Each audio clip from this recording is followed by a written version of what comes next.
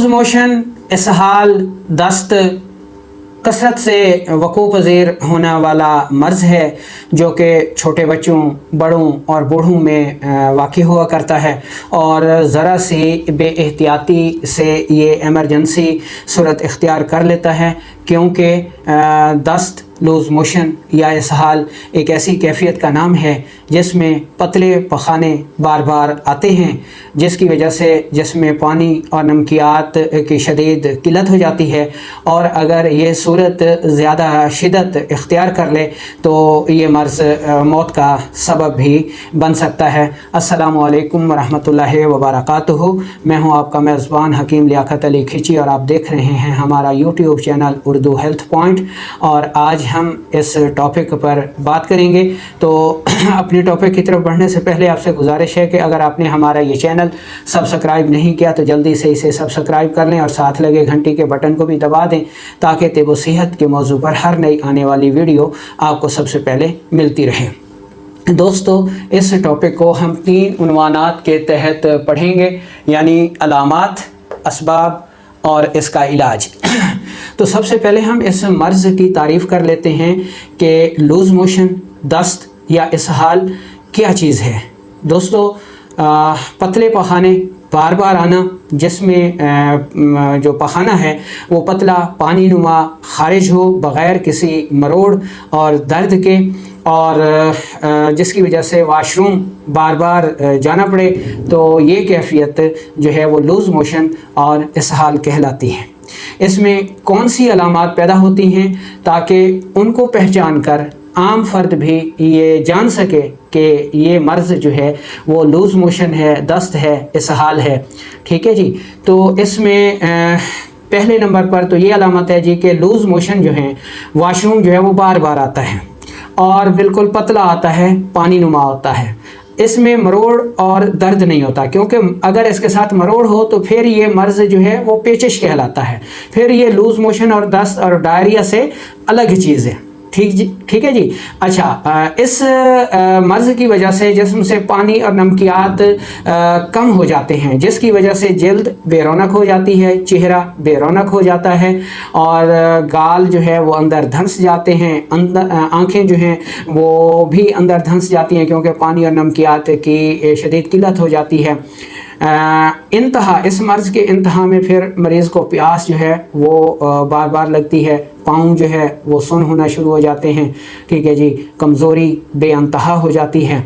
तो ये इसकी अलामात हो गई। ठीक है जी। अब हम देख लेते हैं कि इसके असबाब क्या हैं। दोस्तों, किसी भी वजह से जिसमें पानी और बलगम, रतूबत जो है वो बढ़ जाती है। ये मर्ज़ जो है वो आंतों के जो आसाबी पर्दे हैं, नर्वस टिश्यूज़ हैं, उनकी तेज़ी की वजह से रूनुमा होता है। ठीक है जी। रतूबत बढ़ जाती है, आंतों के आसाबी पर्दों का फ़ेल तेज़ हो जाता है, जिसकी वजह से मोशन बार बार आते हैं, बार बार वाशरूम जाना पड़ता है और फिर कमज़ोरी जो है वो वाक़ई होती चली जाती है। ठीक है जी। अच्छा, ये तो यानी हो गया असबाब, और ये उन लोगों को ज़्यादा होते हैं जो कि ठंडे माहौल में रहते हैं, रतूबती माहौल में ज़्यादा रहते हैं या काम करते हैं, जैसा कि बच्चे हो गए जिनकी ग़िज़ा ही दूध है, जो कि रतूबत की सबसे बड़ी मिसाल है। इसलिए हम देखते हैं कि बच्चे सबसे ज़्यादा लूज़ मोशन और इसहाल का शिकार होते हैं।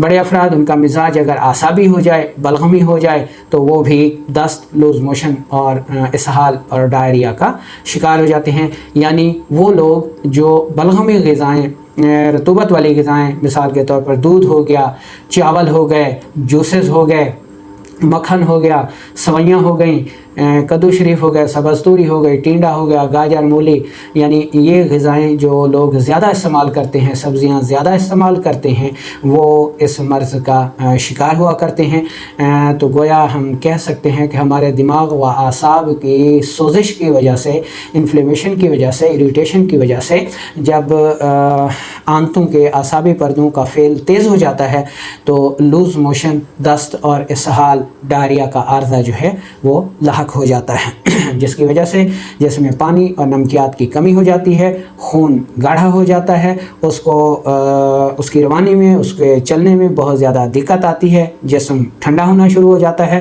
اور یہ مرض اگر بگڑ جائے یا ایمرجنسی صورت اختیار کر جائے تو یہ ہلاکت کا سبب بھی بن سکتا ہے۔ اس لیے اس مرض کو جو ہے وہ ہرگز ہلکا نہ لیں۔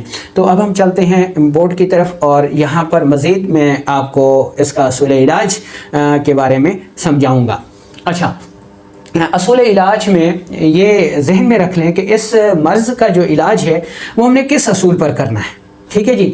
اس مرض کی علامت اور اسباب کو سمجھیں کہ اس میں رطوبت بڑھ جاتی ہے، اور وہ رطوبت جسم خارج کرنا شروع کر دیتا ہے، جس کی وجہ سے بار بار پخانے آتے ہیں، اور پھر ان پتلے پخانوں اور لوز موشن کی وجہ سے جسم کی جو حرارت ہے وہ بھی ان کے ساتھ مل کر خارج ہونا شروع ہو جاتی ہے، جس کی انتہا یہ ہوتی ہے کہ جسم میں پانی اور نمکیات کی شدید قلت ہو جاتی ہے، اور خون گاڑھا ہو جاتا ہے، اور جسم سرد ہونا شروع ہو جاتا ہے، اور اسی وجہ سے مریض موت کے منہ میں چلا جاتا ہے۔ جیسا کہ ہم دیکھتے ہیں کہ بچے بیچارے جو ہے وہ اس مرض کے بھینٹ چڑھ جاتے ہیں۔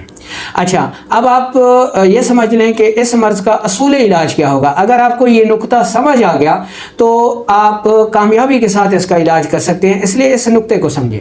ہمارے پاس رطوبت کو گاڑھا کرنے کا ایک قدرتی اور فطرتی فارمولہ موجود ہے۔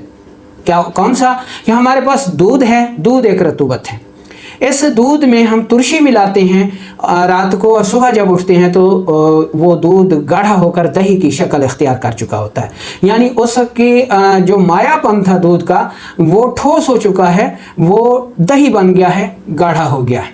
تو یہ ہمارے پاس قدرتی اور فطرتی علاج قدرت ہمیں خود بتا رہی ہے کہ جب جسم میں رطوبت زیادہ ہو جائے اور لوز موشن آنا شروع ہو جائیں تو ہم ترش چیزوں کا استعمال کریں گے، یہ رطوبت گاڑھی ہو جائے گی اور لوز موشن اسہال رک جائیں گے۔ سادہ آسان فارمولہ۔ اچھا، تو ہم نے کرنا کیا ہے؟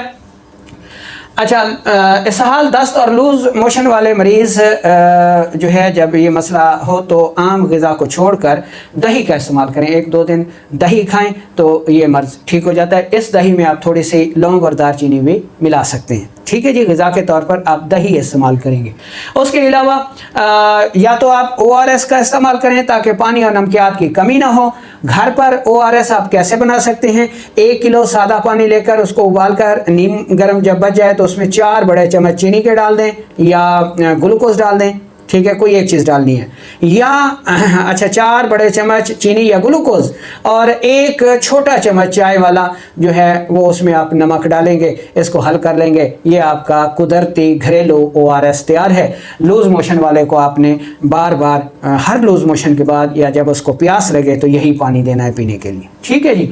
اچھا، اس کے علاوہ لسی کا پانی، یعنی لسی چاٹی والی لے کے رکھ لیں یا دہی کی لسی بنا لیں، ٹھیک ہے۔ تھوڑی دیر کے بعد اس کا کچھ ذرا جو ہیں وہ گاڑھے نیچے بیٹھ جائیں گے اور پانی اوپر آ جائے گا۔ اوپر والا پانی لسی کا احتیاط سے نتھار لیں، اور لوز موشن والے مریض کو یا بچے کو بار بار یہ پانی پلوائیں، ٹھیک ہے جی۔ یہ بہترین قدرتی ORS کا بدل ہے، ٹھیک ہے۔ اچھا، اس کے علاوہ ترش پھل مریض کو کھانے کو دیں، جیسے سیب ہے، آلو بخارا ہے، فالسا ہے، اسٹرابری ہے، جامن ہے۔ یہ لوز موشن، اسہال اور دست کا بہترین قدرتی علاج ہیں۔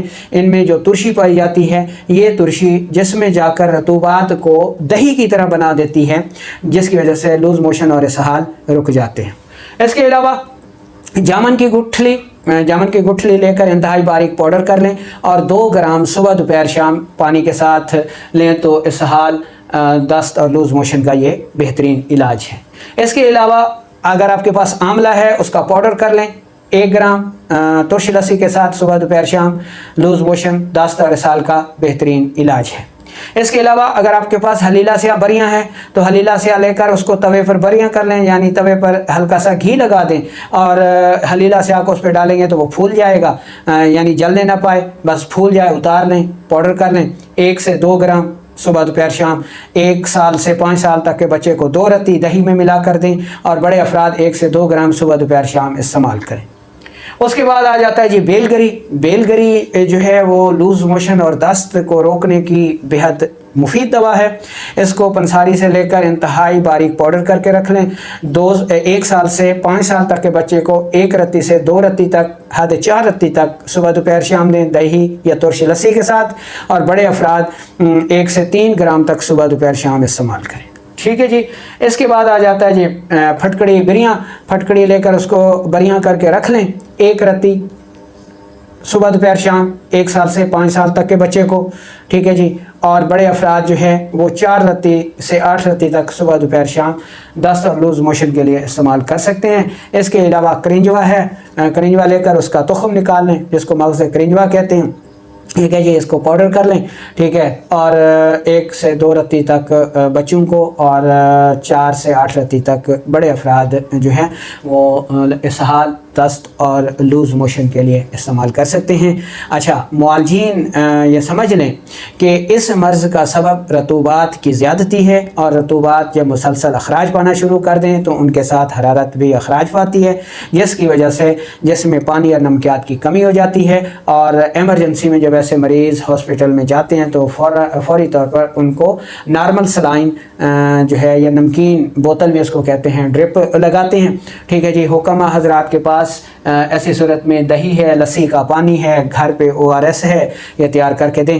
اچھا، علاج کے طور پر اگر آپ قانون مفرد اعضاء کے معالج ہیں تو 2 محرک یعنی عضلاتی اعصابی محرک شدید تک آپ جو ہے ایسے مریضوں کو ادویات دے سکتے ہیں. اگر مریض کا جسم ٹھنڈا ہو رہا ہے تو اس کو آپ ساتھ مقوی خاص دیں. ٹھیک ہے جی. اچھا، اس کے علاوہ اگر آپ طب یونانی کے معالج ہیں تو پھر آپ خلط سودا بڑھانے والی ساری ادویات جو خلط سودا بڑھاتی ہیں ان میں سے کوئی بھی دوا جو ہے وہ اسہال، دست، لوز موشن کو استعمال کر سکتے ہیں. اچھا، اگر آپ آیورویدک کے معالج ہیں تو پھر آپ وات دوش بڑھانے والی ادویات سے ان کا علاج کر سکتے ہیں. ٹھیک ہے جی. اگر آپ ہجامہ معالج ہیں، ٹھیک ہے جی، تو پھر آپ نے کیا کرنا ہے؟ تو انسانی جسم کا جو عضلاتی اعصابی حصہ ہے، 2 نمبر تحریک کا حصہ ہے، اس حصے پر آپ ڈرائی کپنگ کریں گے. بار بار ڈرائی کپنگ کریں گے تو یہ اسہال اور موشن جو ہیں وہ رک جائیں گے. یاد رکھیں کہ آپ نے تر کپنگ نہیں کرنی. ٹھیک ہے. ڈرائی کپنگ کرنی ہے. کس ایریے پر؟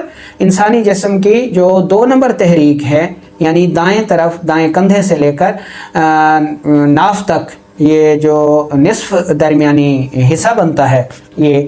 ٹھیک ہے جی. تو اس پر آپ نے ڈرائی کپنگ کرنی ہے تو فوراً جو ہے وہ اسہال رک جائیں گے. عام طور پر یہ کہا جاتا ہے جی کہ جو اسہال والے مریض ہیں ان کو ہجامہ نہیں لگانا چاہیے.